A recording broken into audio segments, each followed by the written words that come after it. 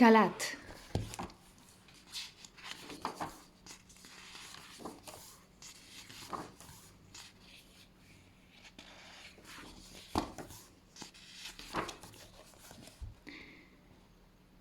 Aquella tarde mi hermano Musen tenía en los brazos a Kawa recién nacido. ¿Alepo o Damasco? Le pedí a su esposa que pasara las páginas del libro que estaba leyendo y a ella le daban ganas de reír. Damasco. Pero tu marido lo elijo yo. Lo dijo tajantemente, mirándome a los ojos. Mi padre era ya muy mayor y acababa de ceder su autoridad a mi hermano. Era consciente de la suerte que tenía. Musen había estudiado, había viajado mucho y decía que la libertad era lo más preciado de todo. 3 meses después volé a Damasco.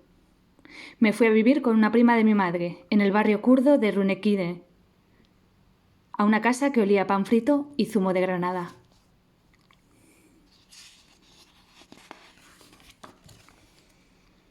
En la universidad mis clases favoritas eran las de literatura francesa.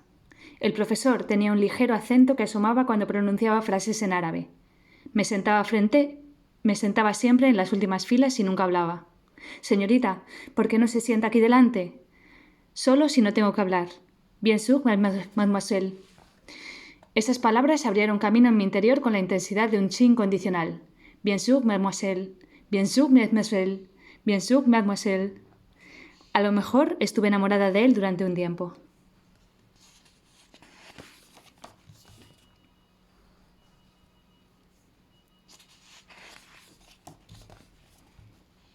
Cuando todo empezó me encontraba en la biblioteca. Al principio solo fueron cánticos a lo lejos. Luego sonaron más fuerte. Al final, gritos y disparos. Musen, tengo miedo. Todo esto habrá acabado pronto, no te hagas ilusiones. ¿Eso quería decir que a él le hacía ilusión? En Damasco los enfrentamientos acabaron pronto, pero continuaron prácticamente en todo el resto del país. Potencias extranjeras enemigas de Siria alimentan las protestas. La situación está bajo control. El ejército... Hice la única cosa que me parecía sensata. En julio volví a casa con la idea de quedarme allí un tiempo. Nada más salir del aeropuerto me di cuenta de que mi ciudad ya no era la misma. Percibí una atmósfera nueva, expectante. La gente hablaba en kurdo con libertad y la policía hacía la vista gorda. Había aprendido desde los tiempos en la escuela primaria que el kurdo tenía que ser mi lengua secreta, y si por error la usabas en público, tú no existes. Te castigaban. Los kurdos sobrevivíamos en silencio intercambiando palabras susurradas entre las delgadas paredes de nuestras casas.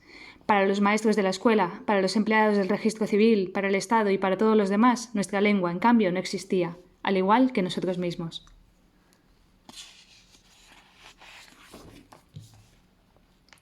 Un día, volviendo a casa, escuché a Musen discutir con sus amigos. Son ellos los que decidieron qué lengua teníamos que hablar, a qué Dios teníamos que rezar. Los árabes nos han tratado como animales y ahora tendrán su merecido. Por primera vez mi hermano, plantado ante mis ojos en el salón, me pareció distante. ¿Qué importaba si nos la habían impuesto? La religión había sido siempre un regalo valioso para mí, y también para él, o eso creía. Al poco tiempo un activista kurdo fue asesinado. Le mataron en su propia casa. En su entierro la policía disparó sobre la gente. Mi hermano volvió con la cara magullada y la ropa hecha jirones. No nos dijo ni una sola palabra. Me sentí sola. Estábamos tan lejos como nunca antes lo habíamos estado.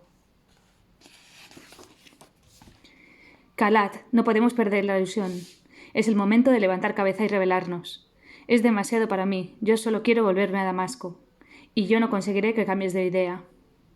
Esa noche rogó a mi hermano que fuera prudente, pero al salir de mi boca las palabras sonaban insignificantes y débiles. 2. Desde Damasco llamaba a Musen 3 veces al día, hasta que de repente dejó de contestar. Mi padre me dijo que había desaparecido junto a unos amigos durante una manifestación. Su silencio me devoró. Los días se convirtieron en una espera angustiosa. Solo la voz del profesor de francés me aliviaba un poco. Una tarde leí una poesía de Prévert ante una clase casi vacía. Qui est la personne, c'est simplement mon cœur qui bat très fort à cause de toi, mais de hausse la petite main de bronze sur la porte de bois, ne bouge pas, ne remue pas, mais remue pas seulement le petit bout du doigt. ¿Quién anda allí? nadie. Es simplemente mi corazón que late muy fuerte, a causa de ti. Pero afuera, la pequeña mano de bronce sobre la puerta de madera no se mueve, no mueve ni siquiera la puntita del dedo. Un frappe de Jacques Prévert. Al tercer né ya no tenía dudas. Musen estaba muerto.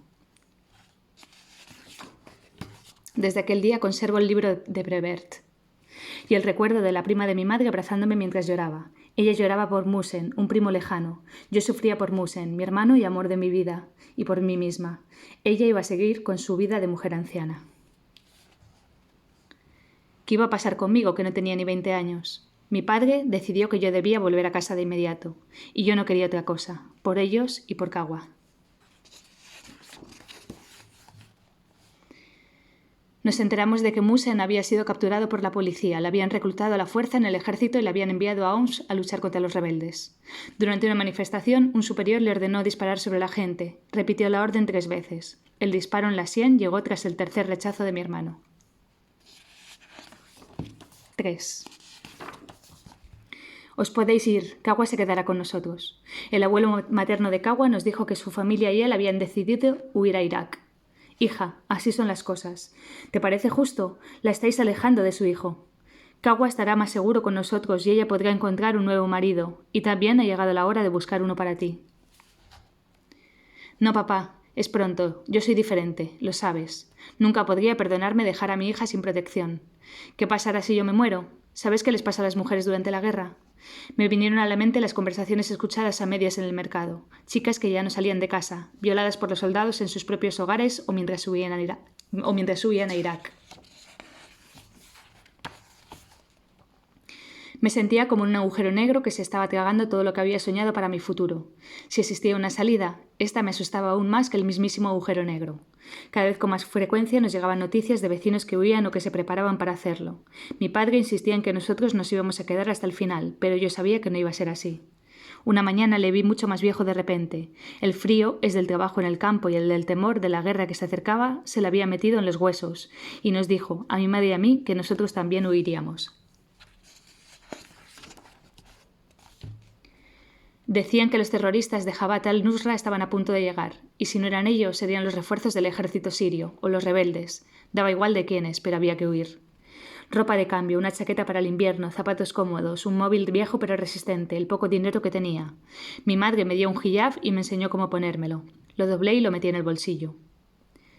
Busqué en el fondo del armario el libro de poesías de Prévert. Lo metí en la maleta y la cerré. Cuando se puso el sol, con Kawa entre mis brazos, recogí del suelo la maleta, hice una señal a mi madre y nos dirigimos a la plaza central. Mi padre nos estaba esperando allí. La plaza se fue llenando de gente. Reconocí rostros de vecinos, excompañeros del colegio, comerciantes, taxistas. Un autobús ya medio lleno recogió a una decena de personas. Otro, lleno a reventar, pasó sin parar. Finalmente llegó uno vacío. Se paró delante de nosotros, mi padre le dio dinero al conductor y pudimos subir. Miraba por la ventanilla viendo cómo se alejaba la ciudad.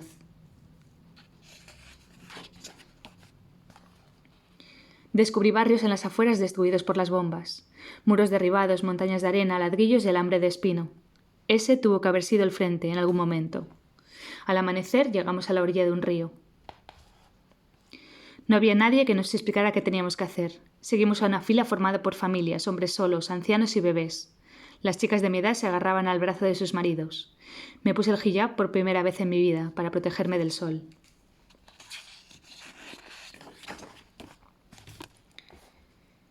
Inadecuados para el camino, puestos en el último momento, desgastados o nuevos, centenares de zapatos y un solo paso, idéntico y cansado. Todas las diferencias se habían borrado. Al final de la larga fila, un hombre con una carpeta nos preguntó en árabe cuántos años teníamos y a qué nos dedicábamos antes. Reconocí el acento de mi profesor. Yo también hablo francés. Añadí que podía defenderme también en inglés. El hombre me observó y sin decir una palabra anotó algo en la hoja junto a mi nombre. 4. Tras otro traslado en autobús y muchos controles llegamos al campo de refugiados de Domis. Al entrar nos dieron un paquete grande y pesado y nos comunicaron el número de nuestra tienda. Pensé en acompañar primero a Kawa y a mis padres y volver después a recoger el paquete, pero tenía miedo de que se lo llevasen a alguien. Mi padre se puso el peso en la espalda. Antes de que me diera tiempo a ayudarlo, perdió el equilibrio y se cayó al suelo. Sin decir nada, un hombre se acercó, lo ayudó a levantarse y nos señaló un tuk-tuk. Cargó el paquete arriba y uno por uno nos ayudó a subir.